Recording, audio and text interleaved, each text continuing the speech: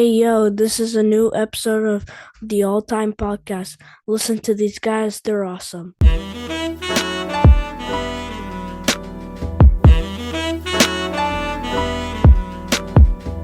Welcome to a new episode of the All Time Podcast. We are the Rap ESPN. I am with my co-host this evening, Malenko, and Flip Phone Derek. Yo.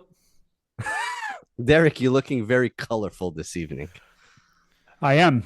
It is 2 minutes to 9 o'clock.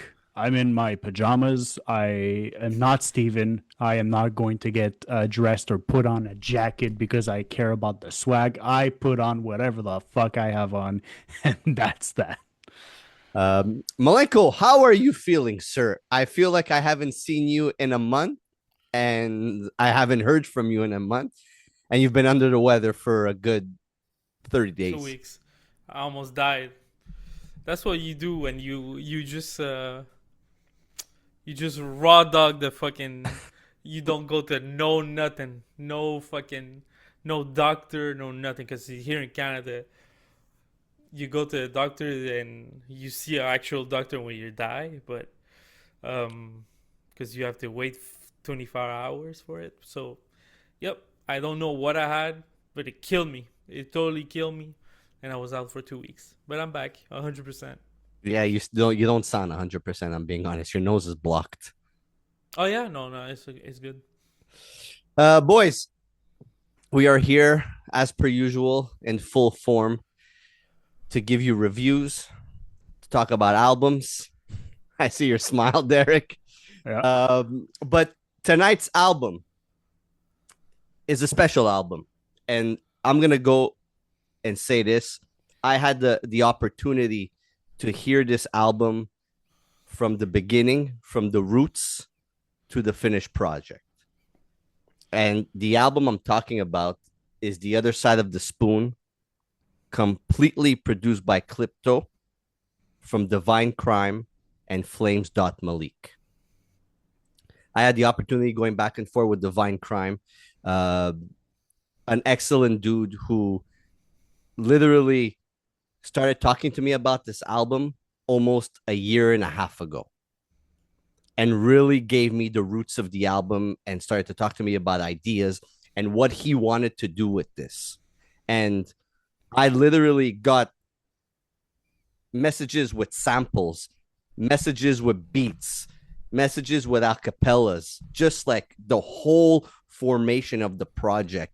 And to finally see this album in full form, mixed and mastered into the project that we are listening to right now, into the project that the people are listening to right now, is just an amazing experience for me. So I want to give Divine Crime, tip my hat off to him, give him all the utmost respect.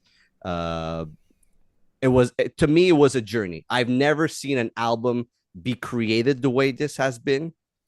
And let me tell you, if I'm creating an album, holy shit, am I going to have a headache. But like just putting the pieces of the puzzle together and getting everything built, and just, I don't know, man, it's a crazy experience. And we reviewed a Divine Crime album, Maître d'Hôtel, in 2025, which was something to talk about. Fire. I still listen to that album. Like, I love that album.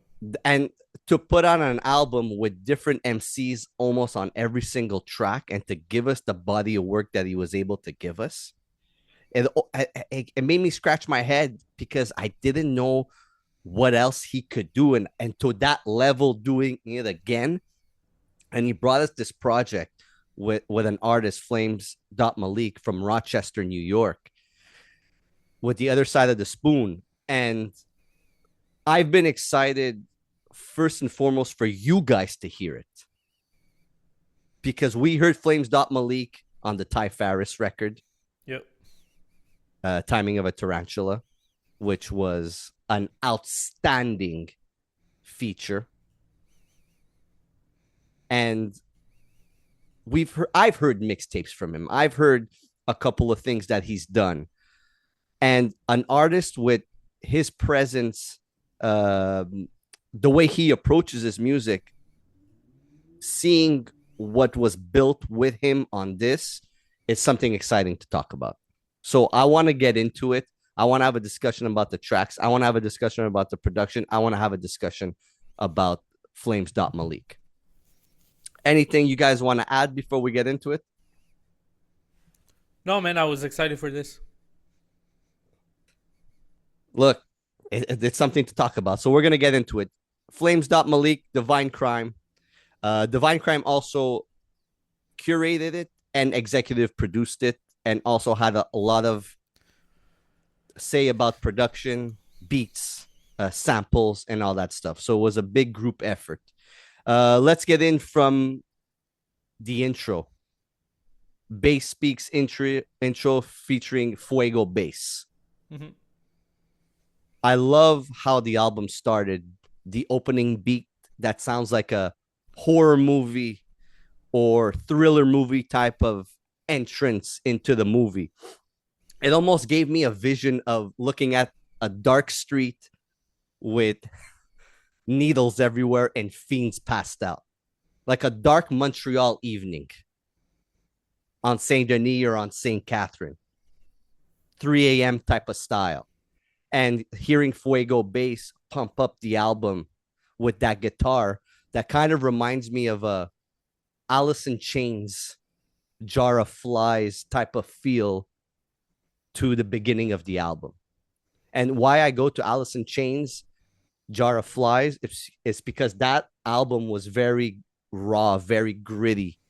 It was the pain of an artist who slowly kind of died, and you heard the depression, you heard the issues, you heard that the person was struggling, and it kind of gave me that, holy shit, what are we going to get ourselves into with this album?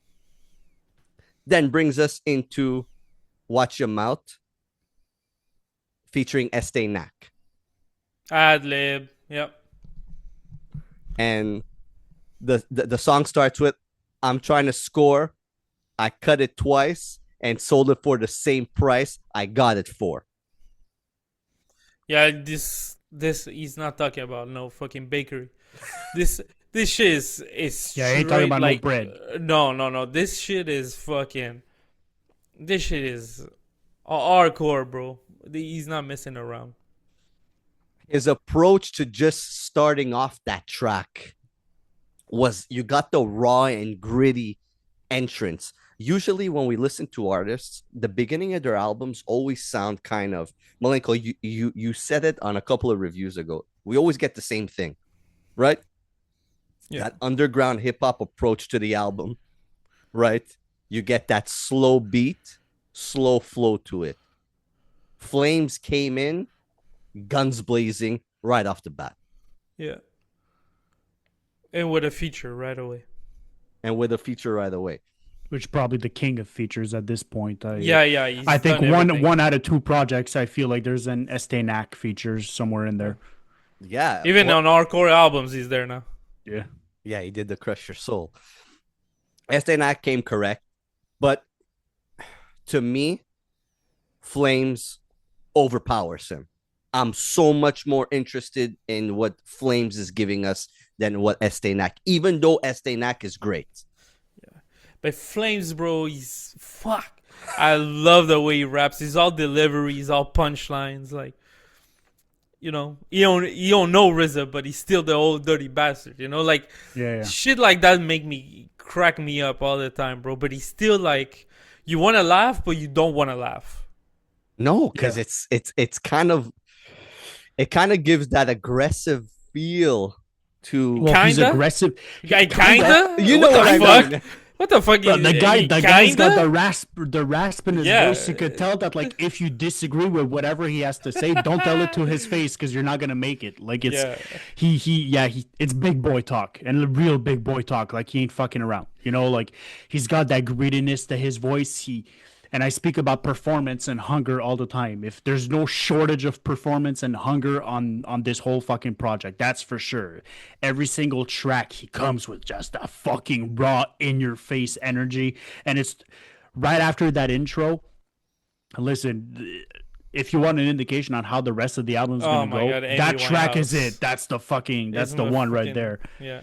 But yeah, Watch Your Mouth is pretty much, it's exactly the title of the track. Watch your fucking mouth. Like, don't, if you got anything to say, you better keep it for yourself, because it ain't gonna go well for you. He's kind of aggressive, Steven. Kind of Kind aggressive.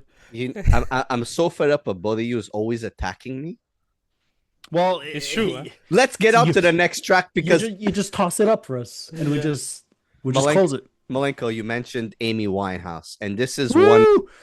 one, and this is one of the tracks where it's him all alone Yeah. on that sample, that horrifically beautiful sample with the drums perfectly executed for Flames to give us that delivery and appear on there and just execute it with that hook. So good. I love everything about that song, bro. I love everything about that shit, bro.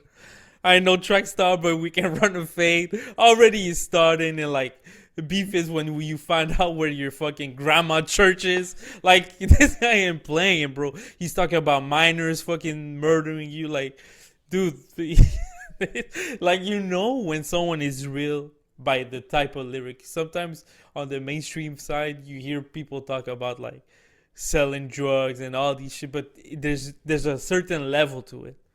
There's a certain level to it. Yeah. This to me, Flame Dog Malik, bro. I just saw a clip of DJ Muggs explaining when he got banned, when Cypress Hill got banned of CNL, Saturday Night Live, because he lighted a spliff in front of the TV because they told him like 10 times to not do it. And DJ Muggs said, fuck it. We punk rock. I'm going to light this shit up. And this is exactly what I feel. Like, there's certain levels to rap and there's certain levels to punk. But this is that greedy fucking rap that most of, like, again, you give this to someone that loves hip hop in general.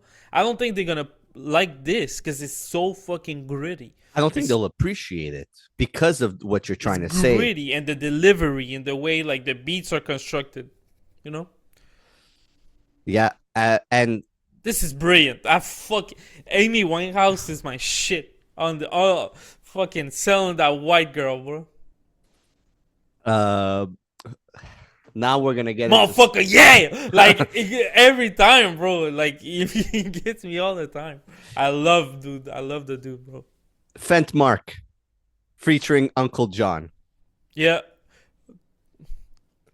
Buck 50 your face look like Reeboks done with the key card. Uncle John came on here amazingly. Yeah. Amazingly.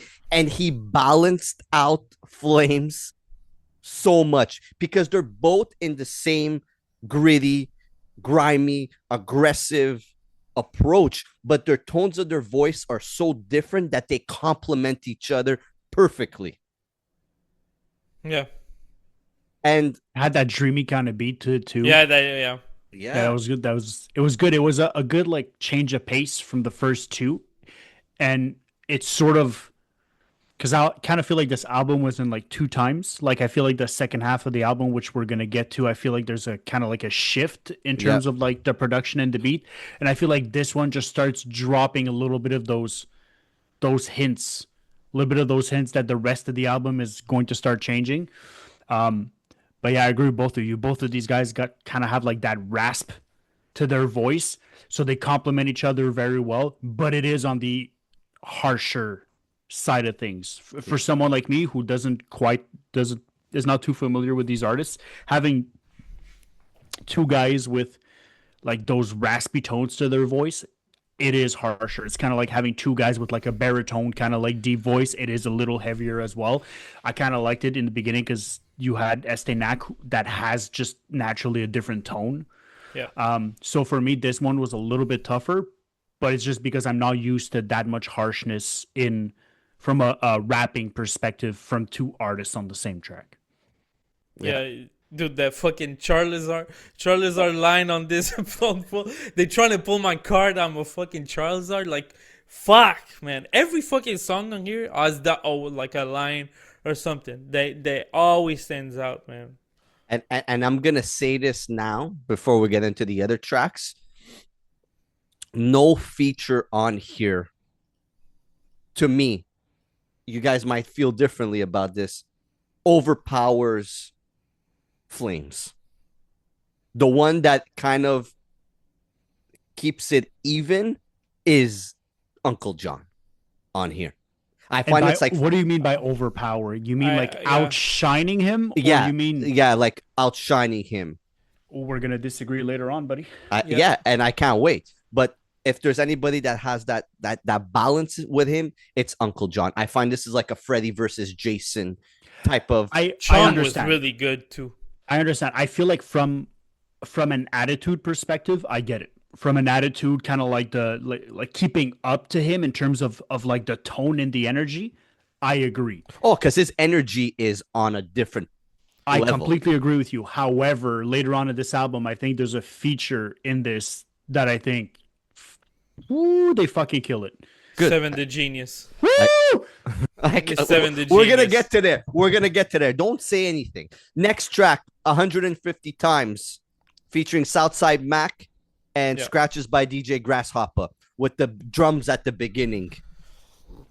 Loved that track. First time I kind of get into a Southside Mac. I've heard of him before, but it's really this project that really gave me the introduction to who he is.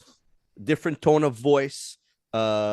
Starts off that track, so it kind of puts us in a different level. You brought to the point where the album's starting to shift, right? So it's not that aggressiveness of the song before. So we kind of getting into, there's more drums on this track.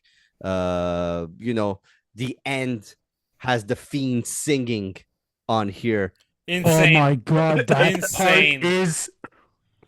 I must have re-listened to that track 10 times, and all I could do was look forward to the ending. It was, honestly, that should be a feature. And if that was a feature, it'd be the best feature on the album.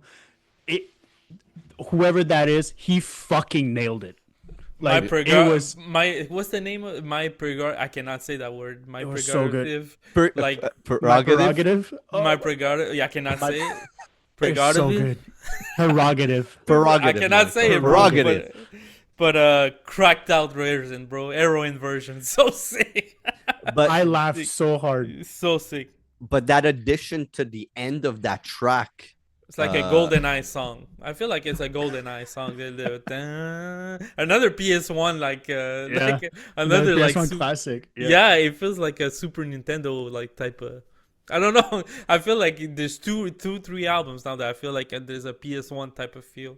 And it's funny that you mentioned that, because I think from this point on, I think the album starts feeling a lot.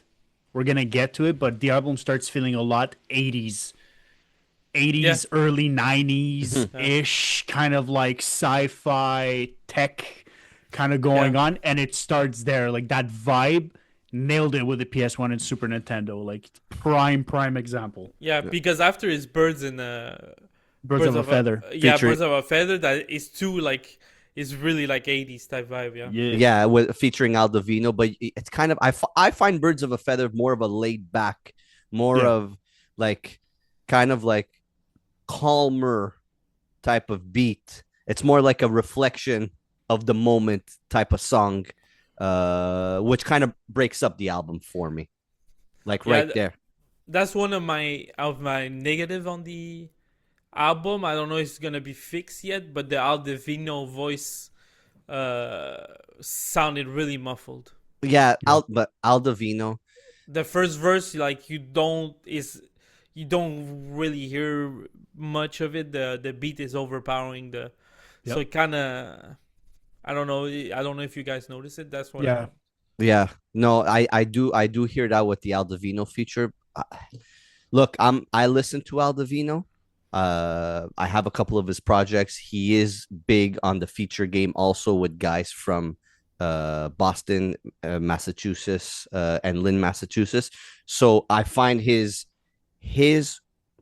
recording process is very muffled. So it must be something hard to mix and master. I don't know. And I get both what you're saying. But yeah, absolutely. That's that part of that the album. It's not a. I don't look at it as a negative. It's a more of a. It doesn't stand out amongst the other features on here. Mm-hmm. Not saying that Aldovino isn't good, but he still came correct on here. But it just as of like the other features, it's not the standout.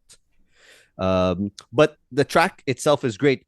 My whole thing with this is when I heard the beat, I was like, how is Malik gonna approach this type of beat? And like Malik says, the aggressiveness, the way he comes on every other track, he doesn't care. He just goes. He just goes and says what's on his mind. That's the type of rapper he is. He says what's on his mind. Yeah, I mean, He talks real shit, man. yeah, Real he shit. he could rap about fucking heroin and crack on a Ludovico and Naudi piano beat. Like he doesn't give a fuck. Like he's just gonna tell you as it is, you know. So Yeah, I appreciate that hunger. He's got something to say, and he's gonna fucking say it no matter what. Gotta appreciate that. Next is Words from Butch, the skit. It's a small skit. I'm guessing it was when Benny the Butcher was on the Rap Radar podcast, because you could hear B Dot and you can hear Elliot Wilson on there talking about when he signed Flames to the Black Soprano family. Here, I'm going to say this. It's your best signing, in my opinion. It's your best signing to the Black Soprano family. He's one of the ones out of the Black Soprano family that stands on his own, does his own thing, and doesn't really need anybody else. He's that guy. He's that guy. And it was the perfect segue into the Hate Rock featuring El Camino. Whew, and I'm going to ask you this because I know you're an El Camino fan, Malenko. Thoughts on this track? I mean, I think is my favorite song on the album. I love El Camino. He's been doing it, so I reviewed his EP last time on the EP review. I still listen to it all the time, so it's just it's like an artist that's always been there, but I kind of fell out of, and then now I just love getting him back on tracks on there, and fucking great beat, man. I think it's my favorite song on here. Now you? No, it's a track that I like. I like El Camino on here because what this album has a lot of is balance. Mm-hmm. And when you're working with an artist like Malik and his approach, balance is necessary. And El Camino's what's that word I'm trying to find? El Camino has like a melodic feel to him. Yeah. Right? His voice isn't powerful. It makes sense to have him on here, and he compliments him well. A different way than Uncle John, if that makes sense. Yeah. Is this a song when he says that they have been paying for the pink box like Cookie Crumble? Yeah. Bro, when I heard that shit, I don't know if that song, I don't know, remember if that song, I think it is. Fuck, man. Again, bro, another one that fucked me up. Fucked me up when I heard that shit. I had to Google crumble cookies. I had no idea what the fuck that was. No, I had no idea. They come in a pink box, bro, and they've been paying for a pink box like Cookie Crumble, bro. God damn it, that shit was fire. We get into Bass Speaks 2. again, another interlude featuring Fuego bass, again pumping Flames dot Malik up.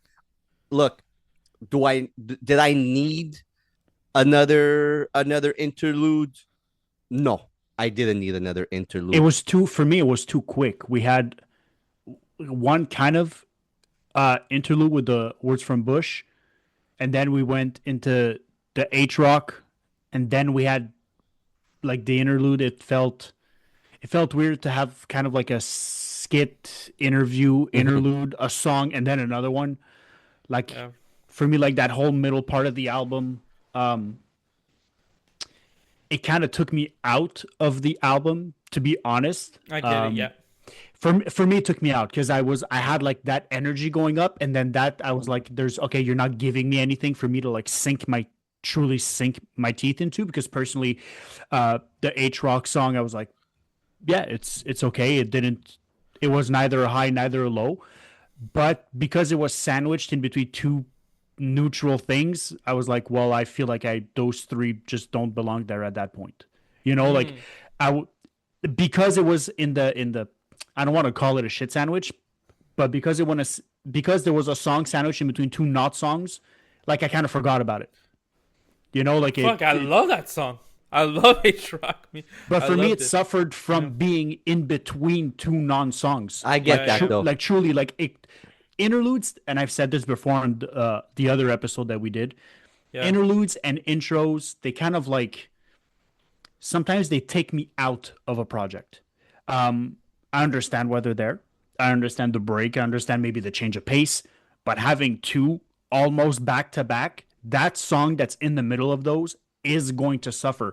In some cases, it's either going to put the focus on the song, as it did for Malenko, or for me, I'm just going to completely forget about it because I don't know. It's just weird. The pacing at that point for me it just felt weird. Get it? But that's just at that part. After that, it picks up, and I'm fine with it. Yeah. But that three little snippet was a tougher listen for me. Yeah, I get what you're saying. I didn't need the bass peaks too. That's something that I didn't need on here. We had Fuego bass at the beginning, introing the album. We had the words from Butch, get something towards the end of the album, and that's it. I do get what you mean, but the song we get into after complements the whole thing. Yeah. And I'm talking about Fentinator featuring Seven the Genius and Bori Rock. And let me tell you, when you get that very hazy, smoky, smoke, like you're walking out of the smoke into the darkness type of beat. Over that hardcore 80s, just late 80s, early 90s sci-fi, lo-fi kind of movie vibe, just X-Files. Yeah, X-Files, Knight Rider, like just those synths on that track. Oh, That's a single. nasty. Nasty. And that's just the production. I'm not even touching about Seven the Genius absolutely fucking murdering that verse. Yeah. I knew it. As I'm soon as you said it, I know it was I'm 7 that G. guy, except I'm a girl. Oh my god. Fucking nailed it. She's been on an absolute fucking tear lyrically for the last Always. few years. Just a fucking monster, dude. I must have re-listened to that track, just replayed, just fucking stop. To me, in my opinion, that's the best track on this whole album. It's a perfect track. The production, the beat, the synths, the verses, the energy of the people here. Bori Rock did his fucking thing too. Perfect compliment to the other two. Just this track hits so fucking hard. If this track single-handedly raises the replay value of this project by 1 or 2 points. Easy. This track is fucking fire, fellas. Fire. Yep, that was a single that I did everything not to listen to. Look, Derek, I know Malenko agrees, but this is one of my favorite songs. Oh, thank God. This is one of my God, favorite don't songs. fucking say "but" like that, bro. But and Malik has. I know you're Seven the Genius on here, but this Malik has his best verse on this song. Oh yeah. I think it's Malik's best verse. Okay, to the point where I wrote it down because I want to say it again. How many times I continuously listen to it. I need you to understand Malik is a very dangerous man. If the shit hits the fan, it's eye for an eye, hand for a hand. Yeah. Tell me if you want to change the plans. Now who want to learn how to cook cocaine in this bitch? Raise your hand. I'm the principal. I'm the loudspeaker. Also the science teacher for this project. We're going to need a fork and a beaker. I probably botched the whole thing. Sorry if I missed something. Don't quit your day job. Don't quit your day job. And then the synthesizer comes in right when his fucking verse finishes. Bro, those synths are fucking crazy. And the fact that they're not all throughout the song, the fact that it's not continuous, every time they pop up, you're just like, just get a little rush. And not only did he do that, but Bori Rock's verse wasn't even done, and he just came in, killed it. And after he said that, he basically just gave you another few bars of him explaining when you sell that, this is what you achieve, and he broke it all down. It was masterful. Yeah, this is his best verse on the whole entire album. Might be verse of the year for me. Honestly, all three of them fucking killed it. Like, it's all three of them killed it in their own different ways. Like, there's not a single thing that I would change on this track. I wouldn't, even the title of the track, Fentinator. Come on, that's just a great name for a fucking, like, it's. Yeah, I have nothing to say on this track. If this track had a rating, had a score, had a note, it would be a 10 on 10. Like, it's as simple as that. There's nothing else to say. My hat's off to them. Everyone did their fucking thing on this. Yeah, and the brilliant part of that whole track is the execution of how it went into Across the Sky. Because Across the Sky is such a different feel compared to Fentinator, and we get Flames Malik completely alone on that track, just giving which you needed. After those two strong features, you needed the reset of just having him by himself. Yeah, it's a reset. Yeah, you needed that. You 100% needed that after that track. Yeah, and just the flow of it and how he sequenced Fentinator into Across the Sky was magnificent. It, like Derek said, that those two together is a 10 on 10. 100%. 100%. Yeah, and it kept going with that kind of like 80s, 90s-ish kind of sound, which at this point, really love it. I love the contrast of... It's kind of weird. Like, if you were to describe music from the 80s, like especially like movie music or like TV series music from the 80s and the 90s, it's kind of it has energy and like cliffhanger energy, like always on the edge of your seat, but it also has kind of like an eerie melodic side to it. And I think having the harshness of his vocals against that, I think, are two things that are completely different and for some reason work really, really well together. Mm-hmm. Like, it's a strange thing of like having two different styles that blend so well. Because if you listen to music from those types of music, they tend to go for more, maybe a little bit more melodic, sultry types of voices, and his harshness just brings out another character to it, like a different edginess to those types of beats that I just wasn't expecting. Yeah. And Across the Sky also gave us, again, that balance and that more, that Across the Sky reminds me of actually the whole album, the movie Requiem for a Dream, Requiem for a Dream. I don't know if you've watched that movie. Malik, have you ever watched that movie? No. Requiem for a Dream has different stories that all kind of connect, and obviously it's about drug addicts. It's about a bunch of stuff. I could sit here all night and talk to you about that movie. But the soundtrack to Requiem for a Dream and the whole 80s kind of concept to it in the soundscape is basically kind of replayed into this album. And if we were in 2026 and that movie would have came out, this would have been the soundtrack to that movie. Next song, Stabbed by a Junkie, featuring Chung, and again, scratches by DJ Grasshopper. Somebody at the beginning mentioned Chung. Was it you, Malenko? Yeah. I like this track. Montreal. You know, it's talk on it. Montreal. But Chung is from Montreal. She's from La Salle. Great feature, great track.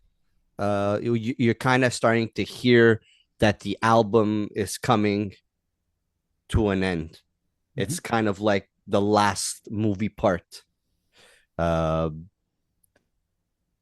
Nothing really else to say about the track. It's a good track. It's something Bars. I wouldn't. Yeah, Bars and Chung has that like charming voice. Yeah. That voice, man. There's like a warmth to the voice, like a sultriness to the voice. You could tell like there's charisma behind it. It's just, once again, it's just a different contrast from what had been going on in terms of like the Flames Malik kind of like harshness to it. Yeah. Which is a fitting thing because the song after that, we get harshness on top of harshness. So yeah. it was a good change of pace a little bit, kind of like a little bit of a palate cleanser to prepare for like the last part of the album. Yeah. In a lot of ways. Because the song that featured after that is Why So Serious, featuring I think one of our favorites of all time at this point, Pro Dillinger. And we know how Pro Dillinger sounds. He's grimy, he's got that harshness, got that rasp as well. Listen, for the same reason that Uncle John did his thing on the upper part of this album, this song was very, very remind me of that. Just fucking just hunger, big boy talk. Like we got something to say, and we gonna say it. I love how in Flames' verse he mentions Pro, and on Pro's verse he mentions Flames. Yep. It was a good shout out. But before we move, Pro bought a lot of guns. A lot of guns, bro. That's a lot of guns. as he always does. Quickly before we continue on Why So Serious, the scratching by DJ Grasshopper on Stabbed by a Junkie to me is a highlight for me on the album. Good, really good. Yeah, because it brings something different. It brings a boom bap type of energy. It brings just like an addition to already a great project that we're listening to. Right? You mentioned it, Derek. It cuts up the rest of the album, right? It's a palate cleanser for what we've intook and what we're getting at. Yep. Why So Serious? We've said it, man. Why wouldn't you want to have a Pro Dillinger featuring on here? I don't even know what's left to say about Pro Dillinger. I mean, Pro and Flames are like a match, bro. Yeah, it's almost a tag dangerous team. Yeah, give me that album. Yeah, that's something I would love to. Here, give me 5 songs of them produced going by back Future Wave. Yeah, give me an EP. Mm-hmm. Give me a 7-song 26 mini EP. My two boys here absolutely love those things. And then 7 songs. And then to end off the album with The Other Side of the Spoon. Oof. Oof, that guitar. Yeah. Oh Lord. This was, what a way to conclude an album. You want to wrap it up on that 80s, you throw in that 80s sounding fucking lo-fi guitar in there, that movie type beat, just that hunger. Like sometimes you get a close off of the album that is softer. You know, like it's the album tapering off. No, absolutely Yay. fucking not. You're getting just early album hunger on a closing track. That's how you end the fucking album. Sorry for my swearing. Demonetize us, YouTube. I don't give a fuck.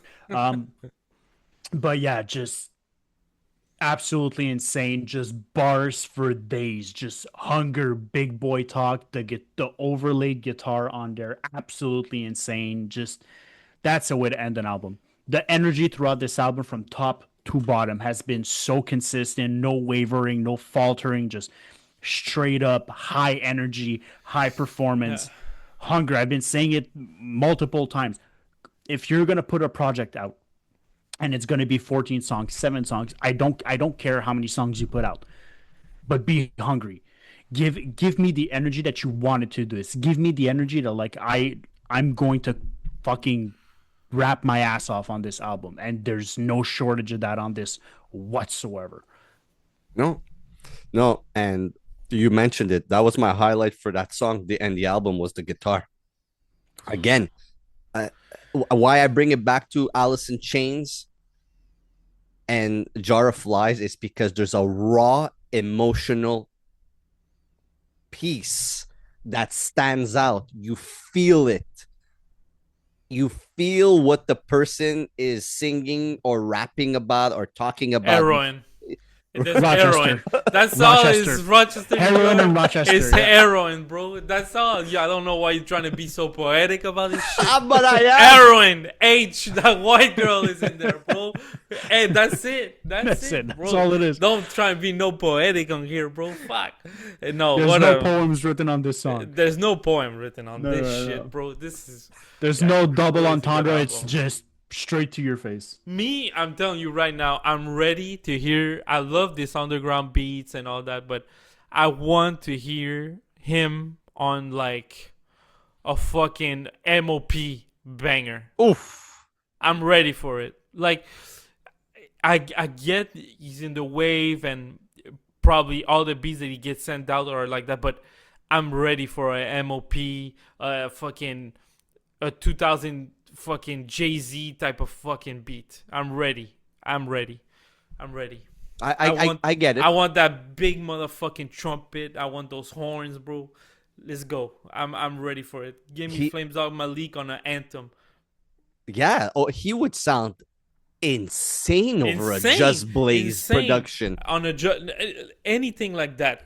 On a Anything Pharrell like that. beat. Imagine you get the Neptunes Oof. 2001. They just get clips with Flame Dot. Imagine that. But yeah, that's my. I feel like I'm ready for an anthem now. I'm ready for that fucking anthem, dude. Can you believe we're 3 guys from Montreal? Okay, do you think this shit? He's from New York, Rochester, New York, right? Yeah, he said it multiple times. Yeah. So, do you think people from the fucking Ebro in the morning and all that, do you think they get the shine to this album, to this type of music? No. That's why they don't have a fucking job anymore, bro. Hot 97, you should put this shit on, bro. I don't get it. Yeah. I don't get it. What the fuck did they play in the radio over there? This from fucking New York, Rochester, bro. Is in their backyard. Yeah. No, you're not like okay. And they talk about politics and fucking artists and beats from 25 years ago. Shut the fuck. No, Malenko, your point makes sense It because pissed me off, bro. your point makes sense because Words from Butch is he's having a conversation about the artist he signed, okay, to B. Dot, the biggest nut hugger of commercial hip hop, okay, and Elliot Wilson. I wonder if those two birds listen to this album, and I could guarantee you it's no. And it should be those people and the people you mentioned that should be listening to a project like this because it's so goddamn amazing. Ebro in the morning and Ebro, Rosenberg, and Laura, her name? Yeah. They lost their job. They've been on the radio for 30 years. Yeah. Ebro, he's been there forever in Hot 97. Well, times have changed, and we should all be listening to Malik. Before we get into our scores and our what we want to talk about the album real quick, Ronnie the Explorer did the cover art of this, and if there's a perfect cover art for the soundscape and the production and the artistry of Malik on here, Yeah. it's that album cover. Yeah. It's that hole with the spoon, with the rocks. Yeah, with no the, poetry about this cover either. No. the eyeball. Look at the cover. That's exactly what he talks about. Yeah. That's Exactly. it. Oh, look at the color. That's exactly the energy he brings. Just Yeah. this album is as straightforward of an album as you could possibly get. Yeah. What you get on the cover, sometimes we like to analyze covers. We like to look at covers of like, oh, there's this, or like there's Steven with the wet floor, not realizing there's a car wash. It's a whole bunch of stuff like that of like analyzing. It's us analyzing things. I saw this cover and I was like, oh, I wonder what this is about. I heard the first song. I'm like, yeah, okay. Yeah. That's exactly what that's about. No wet floor, no nothing. It's just straight up fucking heroin. And again, I bring it back to the Requiem for a Dream type of movie and just the feel to it. Malenko, I promise you will listen to this. You'll pick up the phone and you'll be Steven.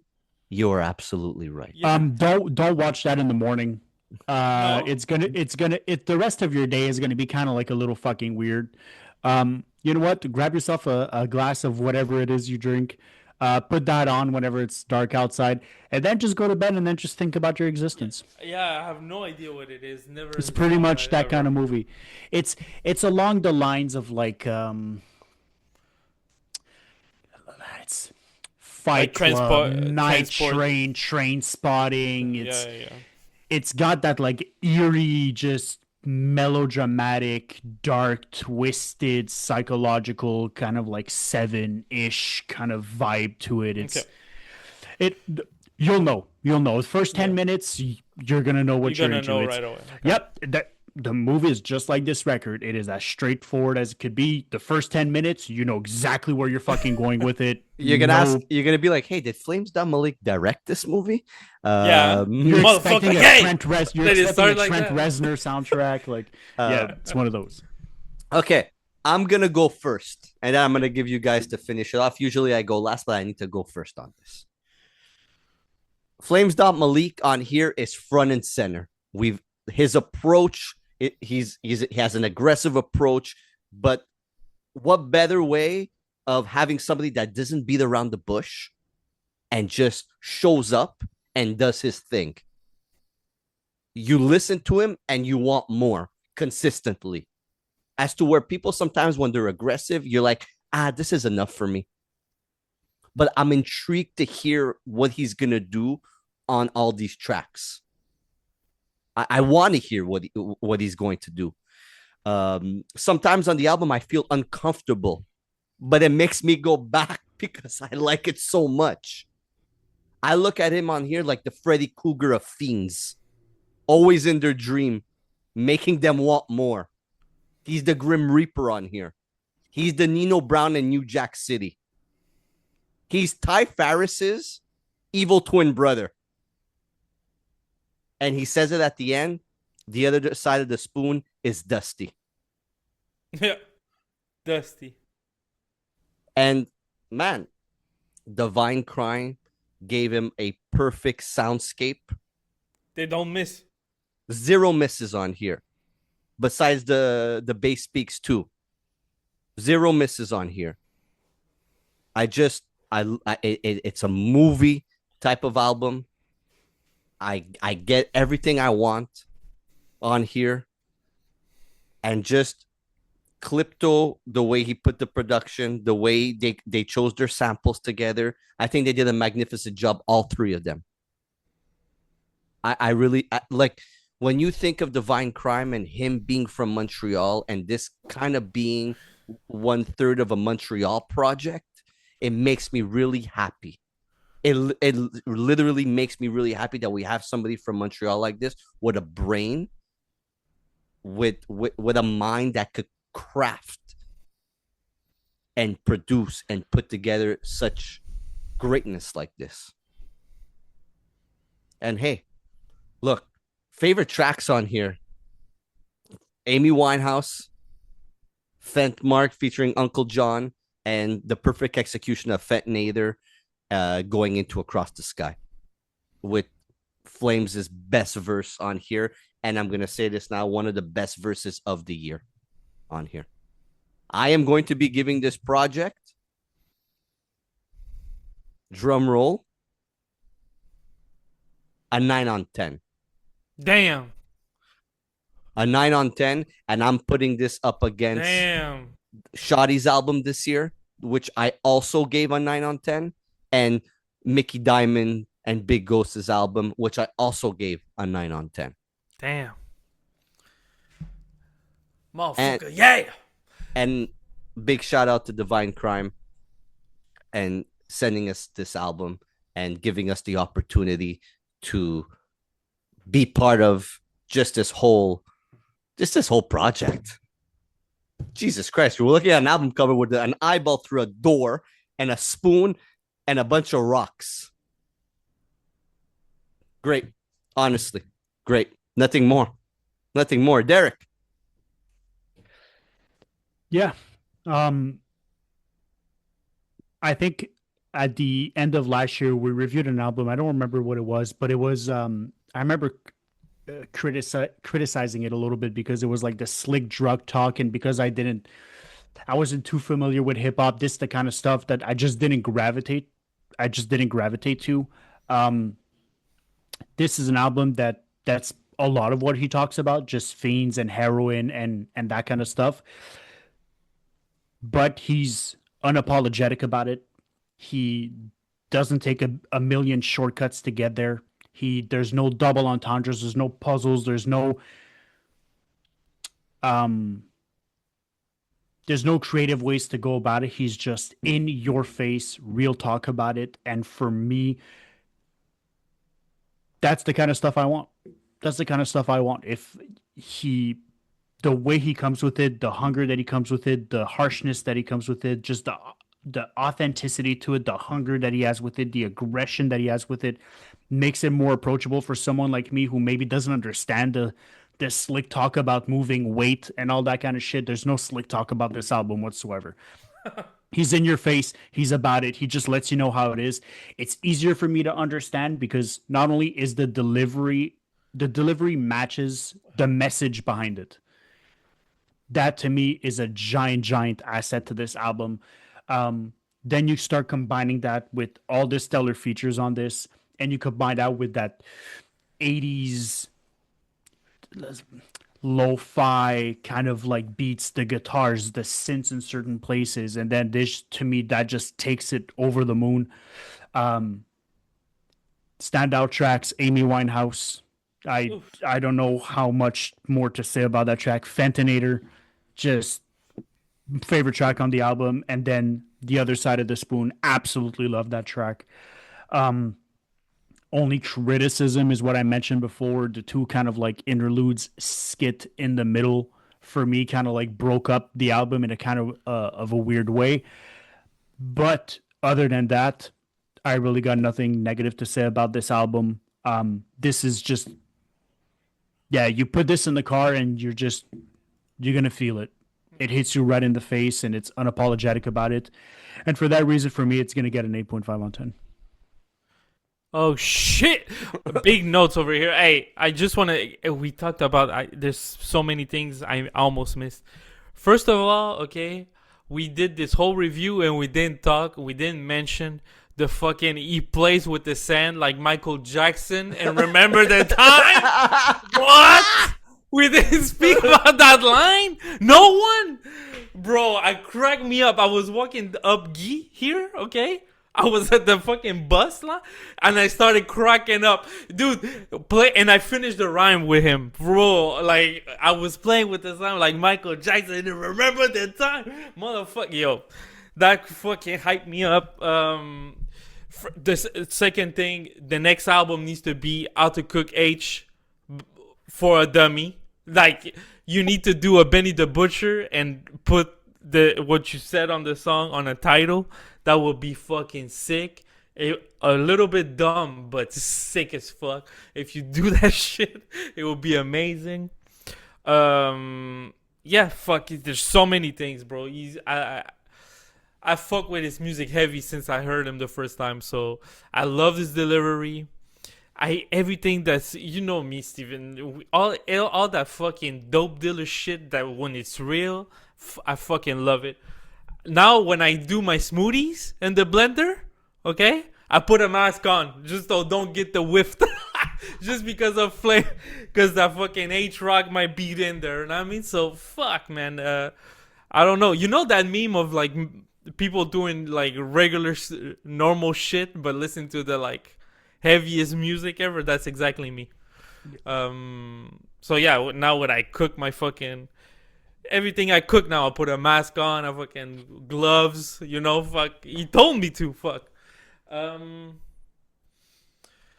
Dude, my favorite song on here, Across the Sky, Fentmark, Amy Winehouse. Across the Sky is insane.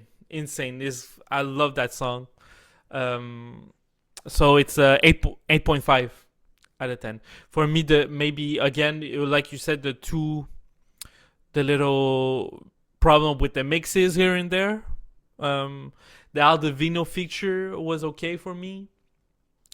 And I wish just like a banger. I like the mood of it, but I would like to have like, I feel like he needs something to like break your neck to, because he has that delivery. Yeah, I feel like there is a moment he can get the like a $500 pound from like West Side Gun, Freddie Gibbs. Like he needs that like heavy hitter, because he has that grungy punkish attitude to him. I understand what you mean. That just like that low-key like headbang, just a straight up fucking break your neck shit. Yeah, I like this vibe, but I think he needs that fucking murderous, like something that is gonna put him on another level. Like, it would sound amazing on the banger. He would. Dude, I would take his acapella and I would put him on Any Up or like a MOP type of like Cold as Ice. Like he would kill that shit. Like I feel like he would do really good. So yeah, 8.5. I said it. 8.5.